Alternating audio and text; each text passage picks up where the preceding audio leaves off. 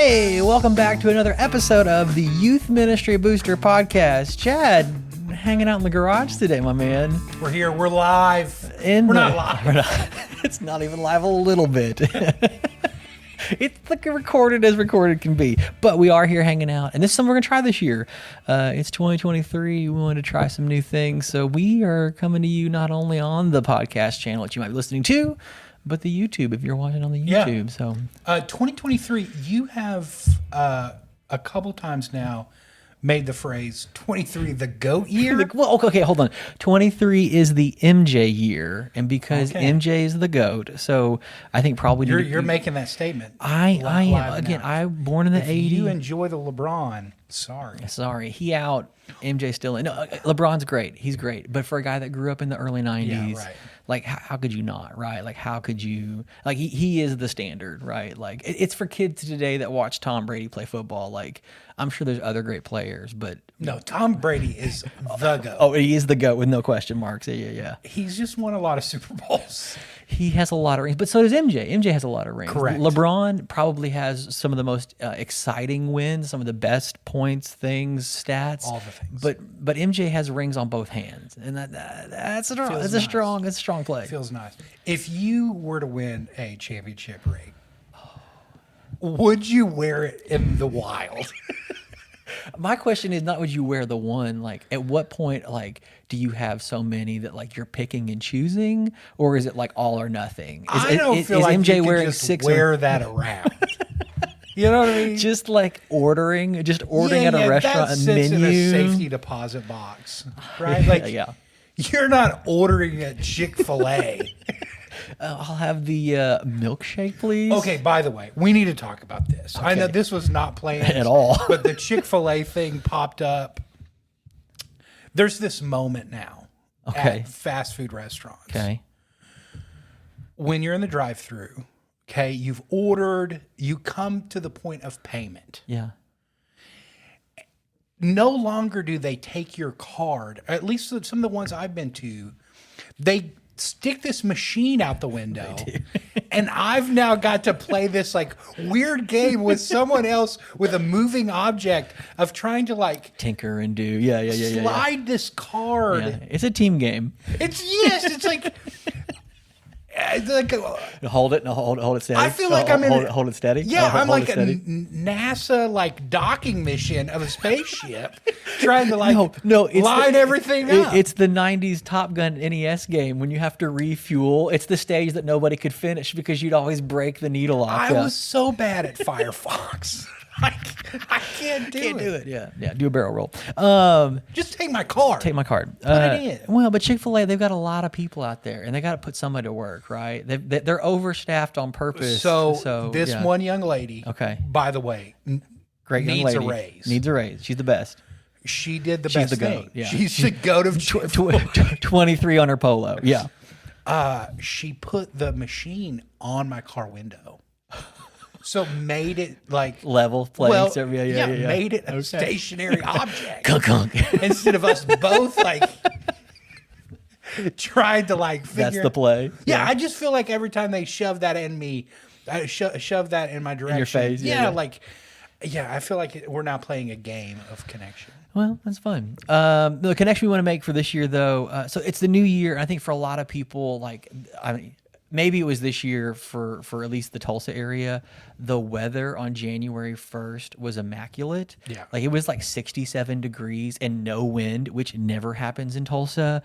I've never seen everybody commit to their physical health on the new year, like Sunday, New Year's and 23. Like there were families that like even the little kids were running behind mom and dad like ducklings. Like it was just like, we're doing this like together.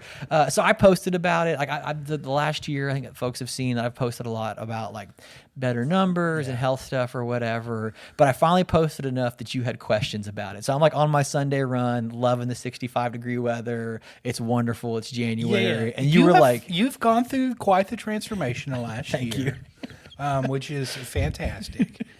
And you're borderline health coach posting I know. I felt bad. A lot of people were posting, but I just I was caught up in the moment. Everybody was talking about their excitement, and I felt like I had the receipts. Everybody else is posting to get ready for 23. Here's what you got to do. And I was like, actually, I've been doing it every day last year. Yeah, for an entire year. I literally took off. I think there was 2 holidays where the gyms were closed or what. I know, slacker. But almost I think 362 or 3 days of last year, I was exercising in some way. You couldn't have done a sit up. Well, I mean, I walked around the house, but I did track every day my food and my water. Okay. And so that was the big thing that I posted you asked about. Is for me, that was some of those better number things, is it wasn't just about okay, I'm gonna lose weight. Which is that's always a you want that to happen. You want it to happen, but it's kind of a catch-22 because it's well, how much? When would you feel good? Whatever. And I was I'm gonna track as much as I can, as consistently as I can, numbers that I actually am in control of. Yeah. Because pounds it's mean, right? Sometimes you'll have a big dinner and then not sleep well, and you're I gained 3 pounds last night. I didn't. That's quite the buffet. That's quite the. That's CC's with maybe not such. By the way, junior high school record at CC's. Crushed it. I don't know if it's still standing, Duncan, Oklahoma, but laid it down. Yeah. After a track meet, it went down. Okay, so for me, it was water. It was calorie intake, and then exercise minutes. Again, can't control the weight loss, but if I'm doing those 3 things of drinking a gallon of water a day, getting steps in, and making sure that I'm not eating crazy too much, good things should happen. Okay, so the post that we're talking about though, you made this chain of words. A chain of words that I then reached out. No offense. Very proud of you for all of your health endeavors. Just questioning it, hold on, break it down. No. But I thought what you posted was a really great teaching lesson beyond health. Okay. But for a lot of areas in your life, whether it is health, but I think specifically ministry, I think there's a lot to learn in the chain of words that you put together. So I don't want to botch it. Okay. And so tell me the chain of words that you put together. So do you want to start at the end or the beginning? What's the best place to start? So I walked. What is a fairy tale? We're gonna spin it reverse. No, so I wanted to kind of, for a lot of folks that want the growth or the gain. Yeah. For me, there's layers under that mountain. Okay. So if you're end result, okay. you have a goal or a growth or a gain you want. Yeah. For most people, it is that weight loss. It's a weight loss or muscle mass or whatever. There's a picture in your head that you want. Okay. And I think for a lot of folks, well, you gotta get the discipline, right? Discipline is the word. If you just do the thing, it'll happen. Well, then a lot of folks all of us are great at that. Yeah, just magically. I want it, I get it, right? So for a lot of folks, the discipline pushback is better than motivation, better than passion is consistency, right? If you're consistent, the discipline will come. If you just do it all the time. And I will say that was a big thing for me. There have been seasons in my life where I try to work out sometimes, 3-4 times a week, which is probably the right answer. But for me, there was always that there's 5 days left in the week. Yeah. I probably will work out, and then I wouldn't. I just got to do it 3 times. Yeah, I just got to do it 3 times out of 5. I'm sure nothing will come up that will prevent that. Right. So especially with only 2 days left. With only 2 days, I'm going to get 3 workouts in one day. The big thing was, okay, consistency. We're going to go ahead and make that autopilot. We're going to happen every day. Okay. Now, in some days I'd work out harder. Some days I would, not sleep as well, or I'd sleep really well and feel awesome or whatever. But I would do it every day, and it was even on Sundays. Even on Sundays, 5:30 a.m. People will drop a habit on a Sunday. People would love to drop a habit on a Sunday. Even on Sunday, most Sundays were lighter. It was a long walk or a run, a little bit of stuff, but it was something. Wow. Every day. Not really biting to the Sabbath. I know, not so sabbatical, but we'll get there. That's the new habit. Yeah. But the layer under that for me, beyond just consistent, is consistent to what? Okay. Because it's the old practice makes perfect if it's good practice. And so I had to track stuff. Track it. So more than just we're going to do it every day, because then it would have got really into that lazy, well, I went to the gym and I sat down and I watched TV, which I watched that happen. As a Planet Fitness goer, for anyone else who's a Planet Fitness goer, there is a demographic of people that come in for a few weeks, never to be seen again. There's another group of folks that, it's Pizza Monday, Donut Tuesday. It's a great chance to hang out. Free TV, right? Free TV, massage beds, put your token in, you're good to go.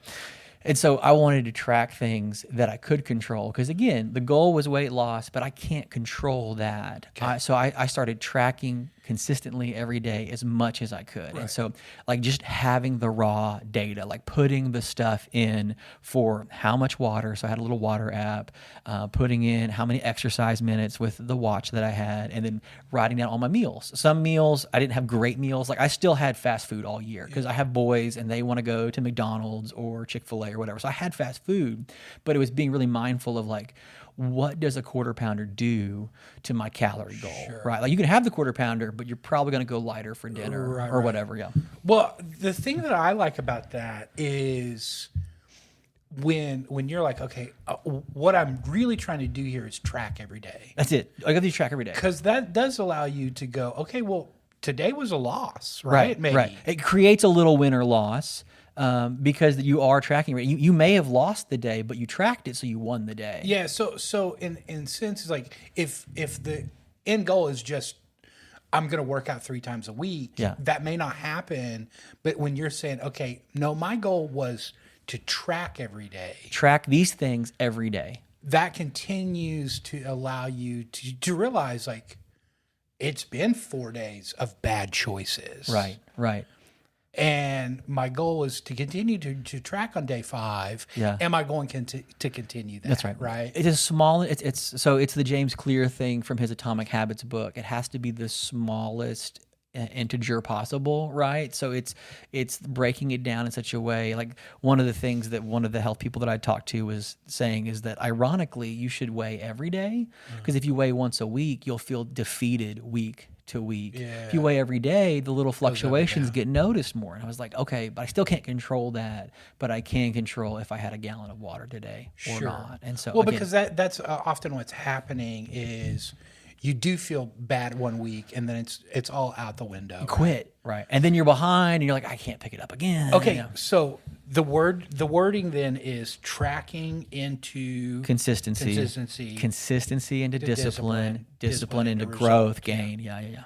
Okay, so for ministry then, right? Because one of the things that we talk about, and a lot of people talk about in ministry, growth, is numbers. Yeah, right? gain. Get those gains. and for us, it's real easy to be like, okay, well, we've got 30 students in the student ministry. Yeah. We want to grow to 50. Right. What does that look like? Right. Just in smooth round numbers, just like that, 30 to 50. And then we just continue to do the same Wednesday night every week. No change, right? And then at the end of the year, it's like, why are we still at 30? Yeah, we're at 32. We didn't make our goal or whatever. Or sometimes we get to 50 and we actually have no idea how we got to 50.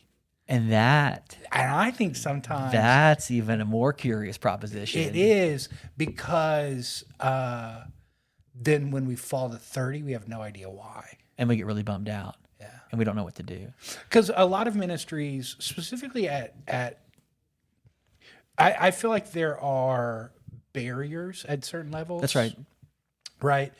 25 seems to be. We talked about like the 12. There's like a 12. Is there a breakdown? Well, we talked about it in another podcast. Pseudoscience of student ministry. Yes, here in the laboratory. Like I think there is some kind of like 12 to 20 or like 20 to 30. There is that like. There's a jump at 50 to 60. 30 to 50-ish. Yeah, because then you go 50 to 80, and 80 is like, I don't even know all these kids. Like I'm familiar with all of them. And that's some of that's relational science of organizations, of like how known each person can be. And that's why we talk a lot and stress about having leaders that invest and care and grow, which we'll talk more in this episode too.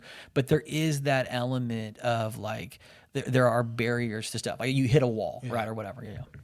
Okay. So for student ministry, let's say because I think we could look at this in multiple ways. Let's break it down first and foremost of just numerical ministry growth being end result. Yeah. So walk that back. Okay. What do you think are things that we should be tracking? Yeah.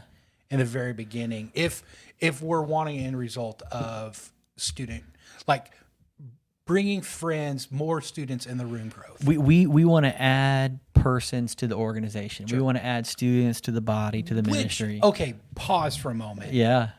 In some circles, is like this bad thing. Like I feel like for some people, it's like, oh, it's not about growth. Like At some level, I get that it can't all be about that, but if you're upset that like students are coming to church, Well, like that's weird. what happens is, and this is part of the process, they don't know why it happened, so they get really judgmental of why they think it happened. Like you had one night where you gave away AirPods, and like, see, that was it. You gave away the AirPods. The kids are just there for the AirPods. You're like, no. You missed that we've been spending all semester doing this and this and this. That was just like cherry on top of ice cream, right? Like again, going back to the health metaphor. Like you can still have a really intense health regimen and have an ice cream night. Well, like you could still have a treat and not have given up on your health goals. And I think you got to be really careful there of like, well, they gave away iPads, so the kids are just there for iPads. Like, no, man. You haven't met these leaders that are praying and caring for these students. They would have come either way. It just happened to be that night. I think too, it's real easy when you're not growing and you haven't grown for a while, Right. to get real bitter at that kind of stuff. Again, it's the health stuff or whatever. Well, he's skinny because of this, and I'm like, oh, he's already got a high metabolism. he's already built that way. He's got a lean figure, and I'm like, no, I mean, I think he's He wasn't wearing husky jeans in the third grade like all of them. Well, I mean, he buys healthier food. That's not fair. And I'm like, well, I mean, I think he's actually eating canned food. He's just eating veggies and not fast food. Yeah. Okay, so what are we tracking? Okay, so we can't. I mean, obviously, there's probably going to be things on this list that would be great to track that we don't hit. Yeah. But what do you think are some of the ones? So again, if the goal is, and I think this is a fair goal, and I think the teaser of like, I think numbers do matter, and it is worth pursuing trying to reach more students with the right aims. I think the things that I would peel back of the discipline. So the goal is growth. Okay. The discipline that I would say that you need is that you need some layer of like how students understand that they should be growing. Okay. Like if they have no concept that like I could bring friends or I should bring friends or like the part of our community is bringing friends, then like they're not going to bring their friends. Like you can't ask them this week to bring friends next week and be like, why haven't they done it? It's got to be a discipline thing. Well, how do we get there? Well, we're consistently saying that this group, this ministry exists to reach their peers. Okay. You got to say it every week. Like you can't just have, and I think there's a reason to have rhythms of like seasonal events and monthly emphasis. Like I'm here for it, but there needs to be a cultural consistency, a language communication consistency of like, we are a people that do this. Mm-hmm. Again, I'm a guy that was doing this for a journey of a year. You've got to keep saying it over and over again. Okay, well, what are the things that we can track as part of that? How many of you are weekly, daily messaging your friends about how you can pray for them? So the thing I would add to that as the parent ministry guy is one of the elements that I don't think that happens enough in parent ministry is that same thing of youth pastors talking to parents about connecting with other parents and bringing families. Because one of the they didn't know they could. healthiest ways to really grow student ministry isn't just bring your friends. Yeah. It's connecting with moms and dads who've been sitting on sidelines, Yeah. bored out of their mind because their kid's not a starter. Right. But they're at the game, they're at the soccer game, and they're connecting with other parents. Give them something to talk about. Connecting and helping those parents realize, like, invite the other soccer parents.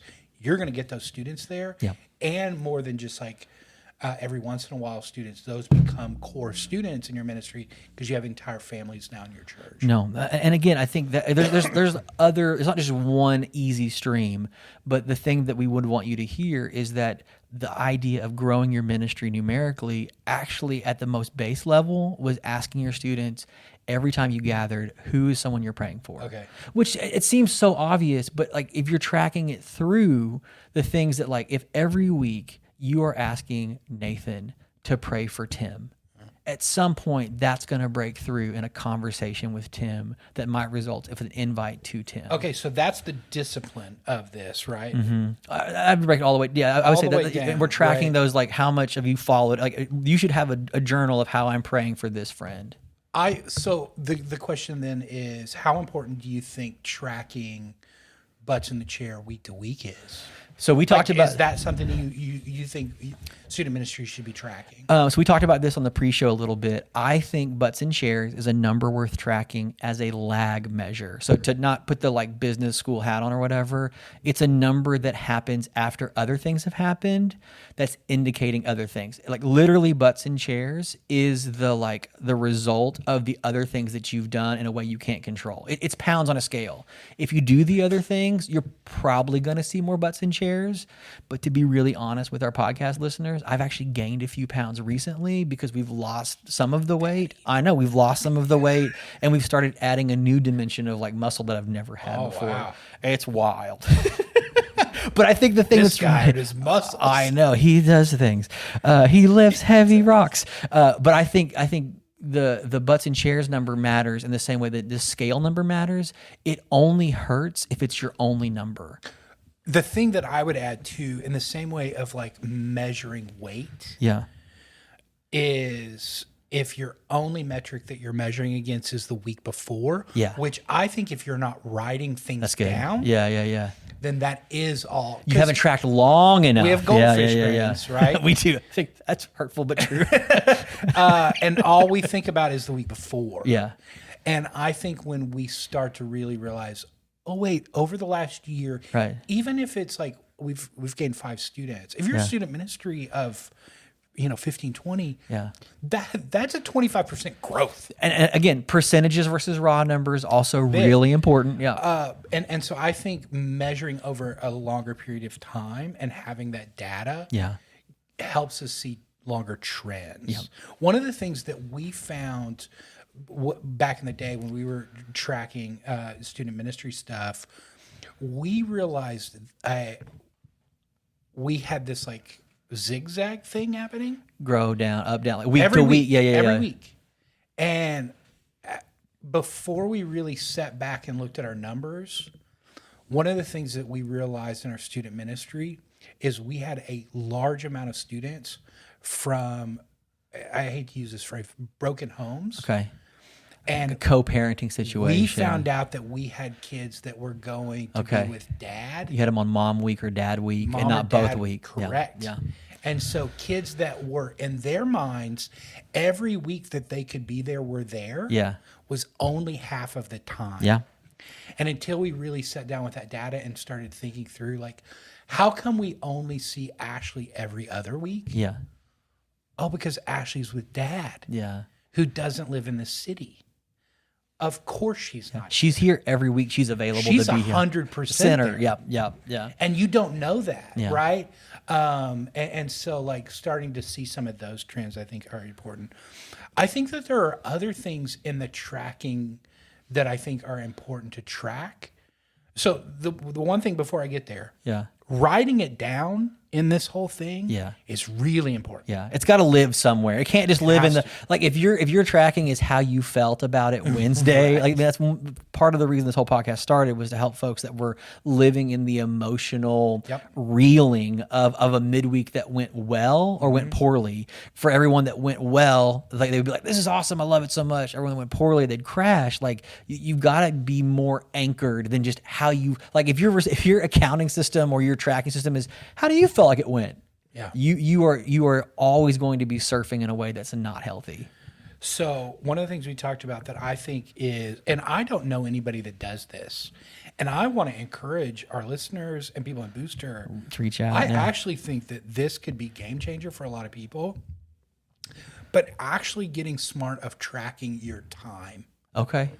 Of like where you're investing in things in a week-to-week basis. I think that if you have an end goal of numerical growth, or let's talk about it in another way of this, like spiritual growth, like you could track all of these things. Yeah. You could track like leader retention, like any of these metrics that you want to track that you would say at the end of the result, if we grow in this way or shrink in this way over the next year, it would be better for our ministry.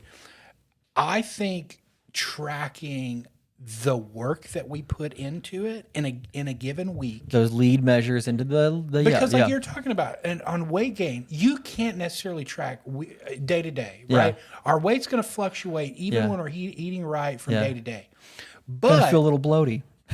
that consistency will eventually get us to Smooth where we out. want That's to go right. to. It will smooth out. That's right. In the same way, week to week with numerical stuff with students, Yeah. if we just hope that they come because, wow, that talk really wowed them. Yeah. Yeah. You know, like, no offense, very few times, Right. if you're not talking about actual like evangelism or those kind of things in Yeah. a talk, does a student walk away and go, you know what, my youth pastor, best communicators I've ever heard. Right. I need to invite all my friends. Right. That's right. not the way they're thinking. This guy is hilarious. Right. You probably are. Maybe.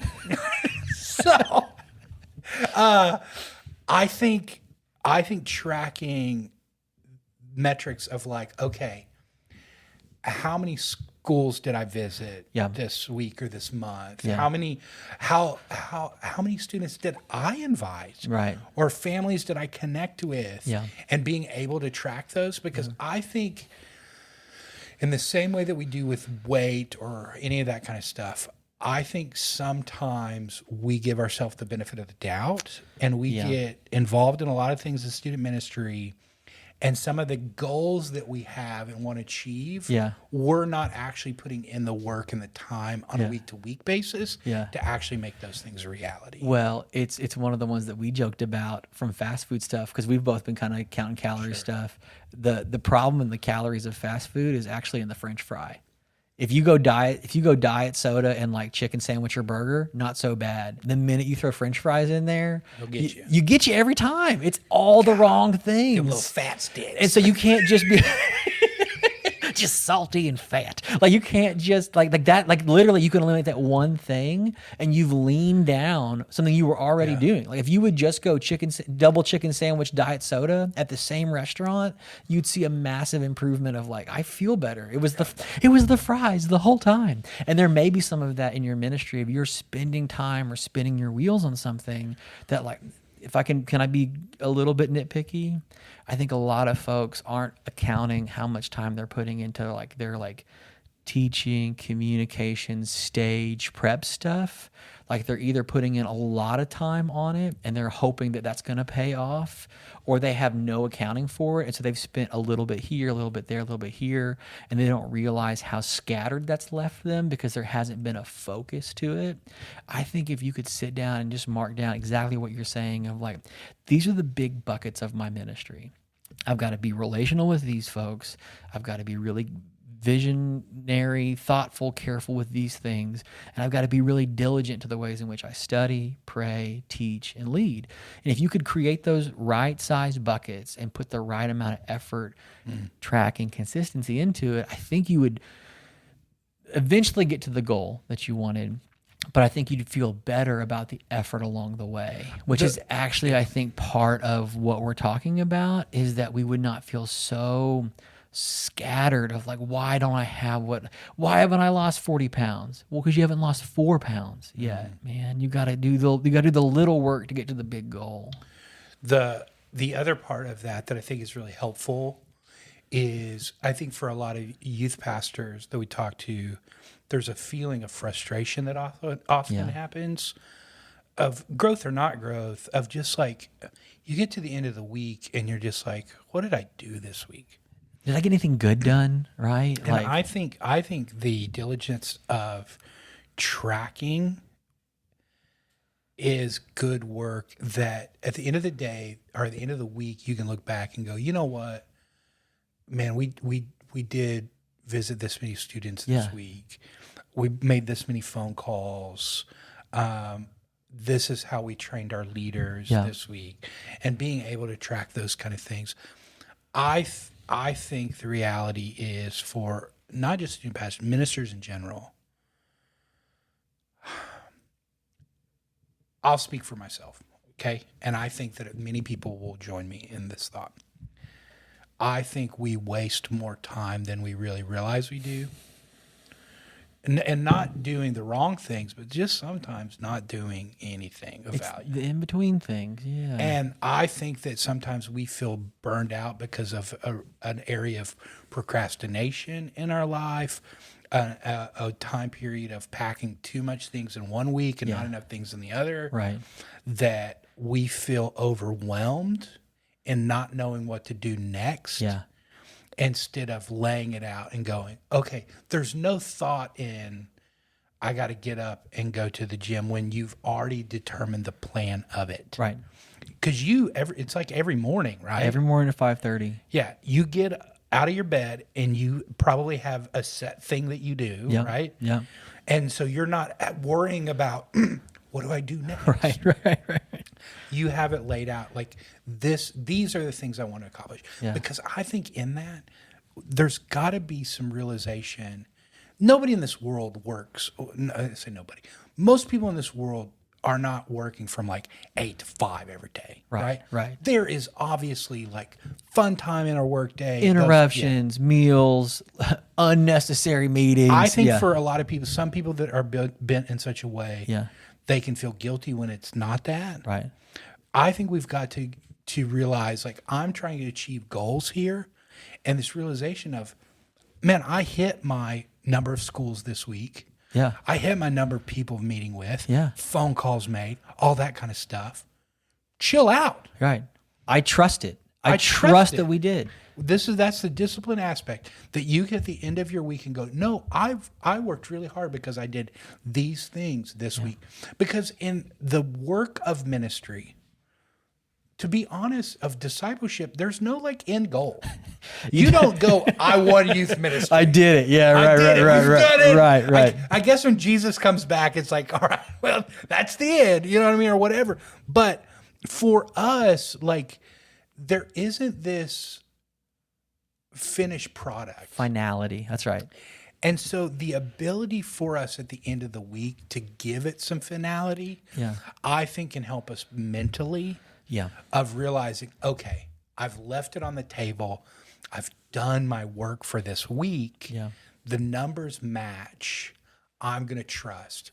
I think it goes back to that, like Paul and Apollo of like, I planted, he watered, but it's God who gives the growth. Well, and that's what I would say is, if you feel like, Zach and Chad, you say all that, but like, I don't know if I can trust the process.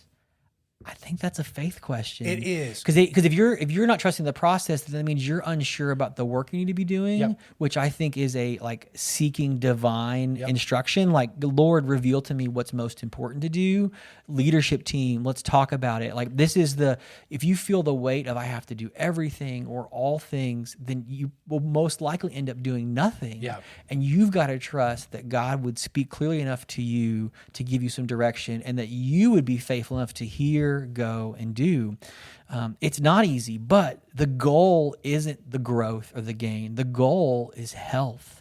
We'll share more about this. I got to finish the book before I fully weigh in, but there's been a book that came out at the end of last year. It's from a Christian author that has wrecked me in the ways in which we are as guilty as anybody else of chasing down a cheap health. He more or less talks about, instead of like a cheap grace that Bonhoeffer would talk about, a cheap health, that like all we want is the hack or the shortcut or the tip. Give me the tip to get healthy. Right.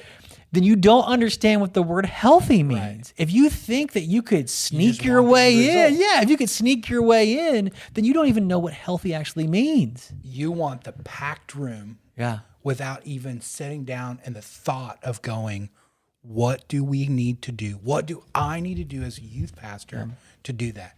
We've been talking about numerical numbers, but I want to shift for a moment and make everyone realize that the important thing that we could be talking about right now of discipleship of students needs to be the same thing that we really sit down at the beginning of the year and go, what do I need to be doing to make sure that these 30 students that God has entrusted me with are more like Jesus by the end of the year. And not guess at it.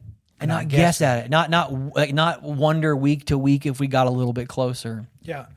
But that means really digging down and going, What are the things that I need to be tracking week to week Yeah. that I'm doing, that they're doing, that our leaders are doing, or that we're just simply being faithful in our own sense of going, Yeah. hey, maybe if I want my students to grow in faith, one of the metrics that I have to be tracking is, as a spiritual leader, Yeah. my own growth in that process. Because if we're not going there, our students won't be as well. It starts smaller than you think, and it's not going to come about quickly. But I do believe, minister, listening, watching, receiving this, that this year could be a most excellent year if you would seek the Lord and trust the process in as small as a thing as your daily bread.